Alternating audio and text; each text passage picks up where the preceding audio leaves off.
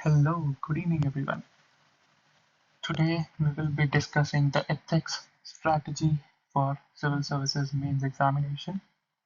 So, सबको पता है कि ethics में दो सेक्शन है, सेक्शन ए और सेक्शन बी। सेक्शन ए में आती है थ्योरी और code based question, section B में है केस स्टडी। अब जो हमारा सेक्शन ए है वो है 130 मार्क्स का और सेक्शन बी है 120 मार्क्स का। एथिक्स का पेपर हमारे लिए बहुत ज़्यादा इम्पोर्टेंट है फाइनल सिलेक्शन के लिए, because in ethics marks can go as high as 140, 150 and even 160। Vishakha Yadav के आए थे 162 और बच्चों के 70s 80s में मार्क्स रिस्ट्रिक्ट हो जाते हैं। अब एथिक्स का paper is a part of golden Trinity. ठीक है, इसे बोलते हैं हम golden Trinity: ethics, essay and optional.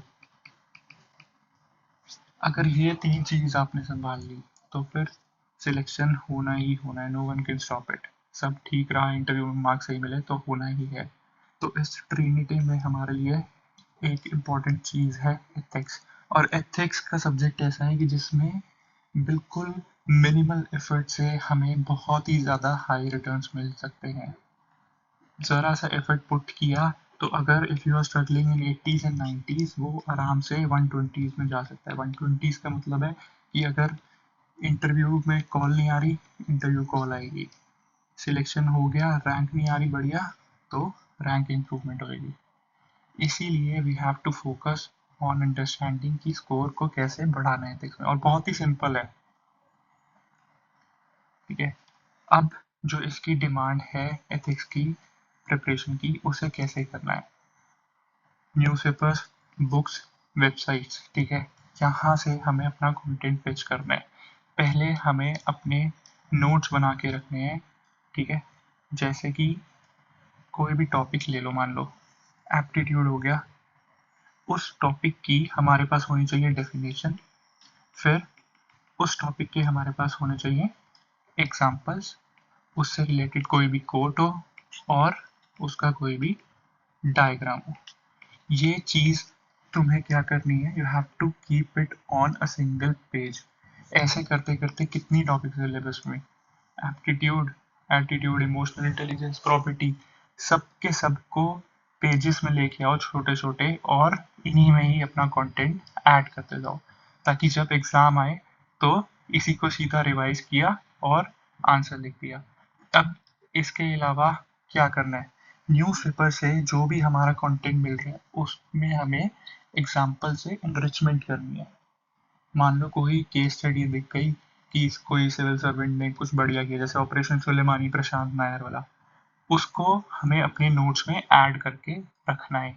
ठीक है, और इसके साथ साथ टॉपर्स कॉपी, टॉपर्स कॉपी से अप्रोच देख लो कि आंसर कैसे लिखते हैं, वो हम डिस्कस कर ही लेंगे। But answers, examples, codes that can be analysed. कुछ अच्छी टॉपर्स कॉपी हैं जैसे कि श्रुति शर्मा की, रैंक 1। ठीक है, फिर है महक जैन, दिव्या मिश्रा।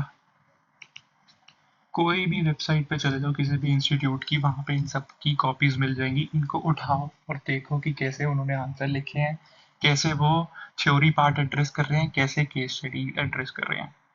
बाकी हम अपने सेशंस में सब कुछ कवर करवाएंगे कि कैसे इन चीज़ों को एड्रेस करना है। अभी latest just restrict to the theory part. तो अब आते हैं नोट्स पे। तो मान लो एप्टीट्यूड का टॉपिक पढ़ा, उसकी हमारे पास डेफिनेशन आ गई। ठीक है, अ नेचुरल और इनहेरेंट टैलेंट और capacity to acquire certain skill और ability in future through appropriate training. अब इसमें एग्जाम्पल देखो, एग्जाम्पल दिया हमने मिल्खा सिंह, मीराबाई चानू। ठीक है, तो ऐसे जब तुम एग्जाम्पल्स दे रहे हो, ये ध्यान में रखना कि तुम्हारे पास एग्जाम्पल्स की पूरी कलेक्शन होनी चाहिए। एथिक्स में जब भी अपना आर्ग्यूमेंट प्रेजेंट कर रहे हो तो उसमें होती है एथिक्स की थ्योरी और एग्जाम्पल्स। हमें अपना आंसर इनके मिक्स बैलेंस में रखना है, क्योंकि यूपीएससी कुछ क्वेश्चन में खुद ही पूछ लेता है, अभी आगे देखेंगे कि हाईलाइटेड विद सूटेबल एग्जाम्पल्स। तो हमारा जो आंसर होना चाहिए वो रैदर देन थियोरेटिकल थोड़ा प्रैक्टिकल एस्पेक्ट की तरफ जाना चाहिए। जब भी तुम एग्जांपल्स कलेक्ट कर रहे हो, किसी भी टॉपिक के एग्जांपल्स लिख रहे हो, तो ध्यान रखना हमेशा चार चीज़ें कि उसमें आईआर के एग्जांपल्स हों, एडमिनिस्ट्रेशन, इसमें सिविल सर्वेंट्स के, ठीक है। फिर माइथोलॉजी, माइथोलॉजी बहुत इंपॉर्टेंट है। बहुत सारे बच्चे इग्नोर कर रहे हैं इस चीज़ को, बट अनलेस एंड अनटिल तुमने वहाँ नहीं लिखे महाभारत रामायण के एग्जाम्पल, तो वो जो क्वालिटी है तुम्हारे आंसर्स की, वो कंपेरेटिव मार्क्स जो बूस्ट मिलता है वो नहीं मिलेगा। फिर स्कोर 90 टू 100 में ही रह जाएगा। अगर ये चीज़ ऐड करी तो पक्की बात है कि you will be able to score more than 115, इतना आएगा ही आएगा। फिर सोसाइटी और जीएस, हिस्ट्री, इन सब चीज़ों से, फ्रीडम स्ट्रगल से ले आओ। अब देखो जैसे माइथोलॉजी है, महाभारत है, ठीक है, तो एथिकल डिलेमा आया, एथिकल डिलेमा आया, तुमने उसमें एग्जाम्पल डाल दिया कि Arjun in battle field Mahabharata की, उसके पास डिलेमा आया whether to choose the side of dharma, धर्म के लिए लड़े या फिर अपनी फैमिली के अगेंस्ट लड़े। इसी चीज को तुम्हें वहां पे अपने कॉन्सेप्ट के साथ एग्जामिनर को लिंक करके दिखाना है कि तुम्हें टॉपिक समझ में आ गया। Once you are able to convey that through your answers, अपने आप मार्क्स मिलेंगे, अपने आप स्कोर इंप्रूव होगा, ठीक है। देखो जैसे अब एडमिनिस्ट्रेशन के थे, तो ये उनायन बंका, ऑपरेशन सुलेमानी बोला था। फिर कम्युनिटी पुलिसिंग, आमचो बस्तर, आमचो पुलिस, ये एग्जाम्पल्स तुम डालते जाओ, क्योंकि हमारा जो एथिक्स का पेपर है दैट इज एनालाइजिंग कि how suitable you are for civil services, और कुछ डायरेक्ट क्वेश्चंस पूछ रहे हैं कि इन कीवर्ड्स की सिविल सर्विसेज के लिए क्या इंपॉर्टेंट है, तो वहाँ हमेशा तुम्हें इन्हीं के पर्सपेक्टिव से बताना पड़ेगा। ऑलराइट, अब जो हमें एग्जांपल्स चाहिए बता दिया, ये चार तरीके हैं। फिर देखो, अब माइथोलॉजी के अलावा it is not just Hindu mythology, सब में जाना है हमें, बुद्धिज्म, जैनिज्म, ठीक है। फिर सिखिज्म, सिखिज्म में गुरु नानक की टीचिंग्स हो गई। बुद्धिज्म में हो गया मध्यम मार्ग। फिर गीता का लिख दिया, जैसे ये देखो, hell has three gates, lust, greed and anger. फिर निष्काम कर, to perform one's duties.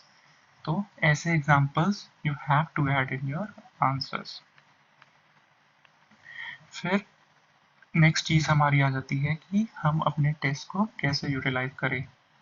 whenever you are giving any test, कोई भी इंस्टीट्यूट का टेस्ट ले रहे हो, तो जो वहाँ पे आपको मॉडल आंसर्स मिलते हैं ना, उस मॉडल आंसर्स को उठाओ और उससे एग्जाम्पल्स, जो बढ़िया कोट्स मिल रहे हैं, उनको अपने नोट्स में वापस से ऐड करके रखो। अब जैसे मान लो कोई भी चीज़ आई, केस स्टडी आई, उसमें तुमने कोट डाल दी, the only thing necessary for triumph of evil is for good men to do nothing। ये है एडमंड बर्ग का कोट, ठीक है। The only thing necessary for triumph of evil is for good men to do nothing. ये भी मुझे एक test में मिला था विच आई वाज गिविंग, उसके मॉडल आंसर्स में। तो अब ये सब जब तुम्हें मिलते रहेंगे मॉडल आंसर से, देखो ई गवर्नेंस में हरियाणा का सरल स्कीम आ गया, फिर इमोशनल इंटेलिजेंस में एम एस धोनी का एग्जाम्पल डाल दो, तो तुम्हें वो एग्जाम्पल्स डाइवर्स करके दिखाने हैं। ये नहीं कि खाली तुम हमेशा गांधी का ही एग्जाम्पल डाल रहे हो या किसी और पर्टिकुलर पर्सनालिटी का एग्जाम्पल डाल रहे हो, हर जगह अशोक केम का डाल रहे हो, ऐसा नहीं चलेगा। तुम्हें अपने एग्जाम्पल्स डाइवर्सिफाई करके दिखाने ही पड़ेंगे, बेसिक अंडरस्टैंडिंग डेफिनेशन लानी पड़ेगी, इंटरलिंकेजेस बनानी पड़ेगी, तभी मार्क्स मिलेंगे एथिक्स में, ठीक है। अब इसके बाद क्या करना है, एथिक्स के लिए एथिकल कीवर्ड्स की एक शीट बना के रखो, जो नोट्स है वैसे ही एक शीट बना के रखो। जैसे कांत का हो गया कैटेगोरिकल इंपेरेटिव, फिर गांधी के सेवन सेंस, स्वामी विवेकानंद की है service to mankind is service to god. फिर कीवर्ड्स आते हैं जैसे moral myopia, slippery slope, ethical blindness, Buddha का मध्यम मार्ग। ये सब चीज़ें तुम अपने आंसर में डालो ताकि एग्जामिनर को पता चले कि हाँ, इसकी थ्योरी भी है, थ्योरी की भी इसे क्लैरिटी है, और एथिक्स के इसे एग्जाम्पल भी पता है, एनालाइज भी करना आता है इसे, और अप्लाई भी करना आता है। Alright, once you do that अपने आप स्कोर बढ़ेगा ही बढ़ेगा। और इनको कीवर्ड्स और अप्रोचेस को you will also use in case study, वो हम नेक्स्ट सेशन में देखेंगे कोड बेस्ड और केस स्टडी कैसे एनालाइज करना है। अभी हम खाली थ्योरी वाले पार्ट पे फोकस कर रहे हैं। ऑलराइट, सो अब कोई एक पीवाईक्यू उठा के देख लो। इस बार पूछा है इसने 2023 में, major teachings of Guru Nanak explain the relevance in the contemporary world. अब देखो, रेलेवेंस अगर वो बताने के लिए बोल रहे हैं, you can not just right relevance without giving examples. ठीक है, अब मान लो ये गुरु नानक की टीचिंग्स होगी, गुरु नानक देव जी की, इक्वालिटी एंड सोशल जस्टिस। ठीक है, अब इसको आंसर करना है, तुमने बता दिया, इंट्रो दे दी, गुरु नानक देव जी के बारे में बता दिया, कब कब थे वो सेंट थे, सिख गुरु। ठीक है, फिर उसके बाद अब मैं होता तो इसको टेबुलर फॉर्म में कर लेता, इधर आ जाती है उनकी मेजर टीचिंग्स, फिर इधर आ जाती है उनकी relevance, equality and social justice. Relevance क्यों? बिकॉज डिस्क्रिमिनेशन बढ़ रहा है।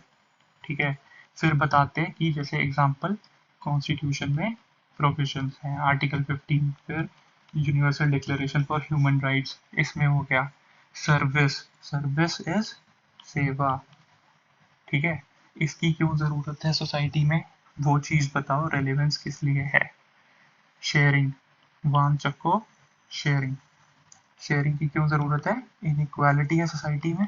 फिर हमने लिख दी, ऑक्सफैम की रिपोर्ट लिख दी, इनइक्वालिटी है, और एग्जाम्पल डालो हर अपनी पॉइंट के साथ, you have to substantiate with example. वो पूछ रहा है नहीं पूछ रहा, always try to add examples. इसमें तुमने मान लो डाल दिया एग्जाम्पल अजीम प्रेम जी का, ठीक है, फिर कॉर्पोरेट सोशल रिस्पॉन्सिबिलिटी का डाल दिया, ऐसे करके एग्जाम्पल अपने डाइवर्सिफाई करके दिखाओ। कीरत करो मतलब कि लिविंग इन एथिकल लाइफ। अब इसमें मान लो डाल दिया इंटीग्रिटी, सिविल सर्वेंट का डाल दें एस मंजुनाथ। ठीक है, इंटरफेथ डायलॉग, प्रोटेक्टिंग नेचर, इसमें अभी जो मोदी जी वाला था, लाइफ मूवमेंट डाल दी, वन महोत्सव डाल दिए।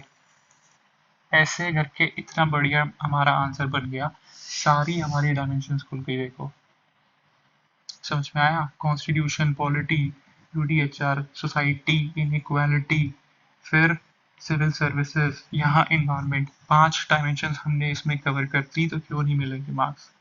ऐसा आंसर लिखोगे तो थ्योरी पार्ट में आराम से 10 में से 5 नंबर मिलेंगे, and that is a very good score.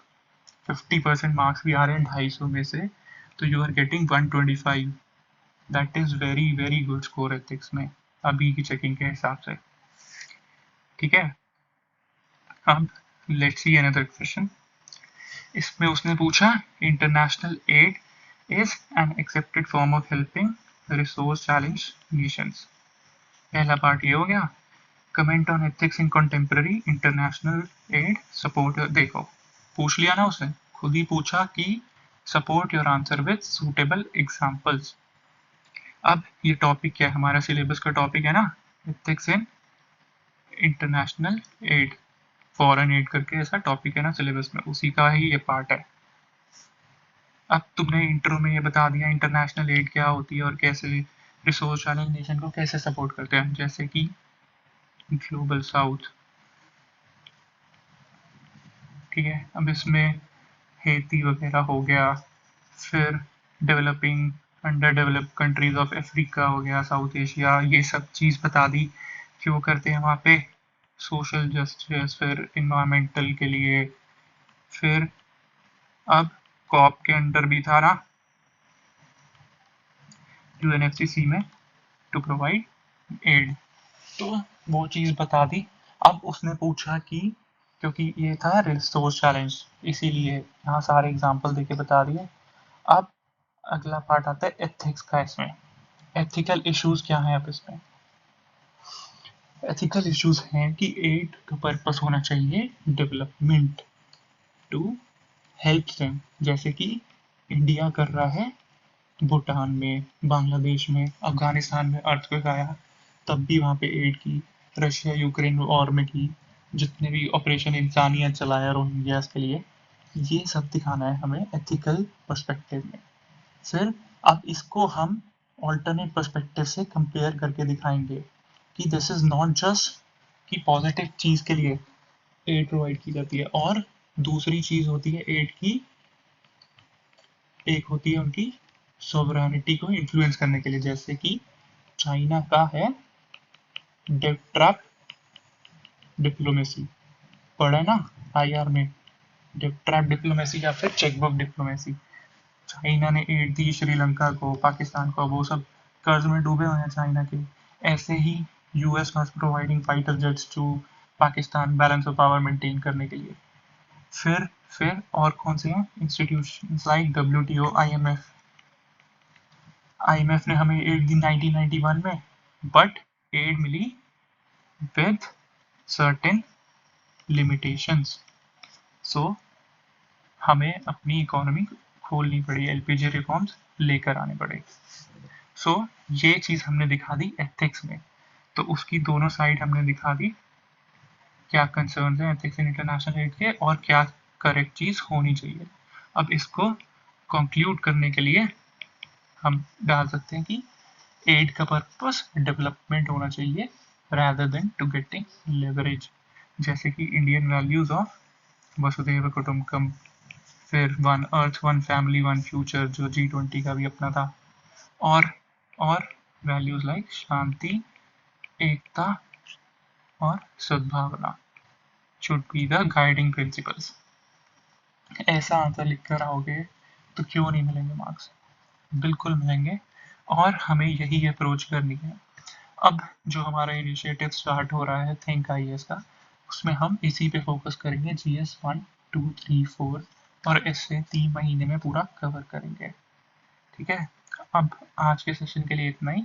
Next session में हम केस स्टडी और उस वाले कोड बेस्ड क्वेश्चंस को समझेंगे, कैसे उनको आंसर करना और केस स्टडीज के लिए क्या अप्रोच रखनी है। Alright, so I hope you enjoyed this session. Thank you. Please keep watching our channel and subscribe it. Thank you everyone.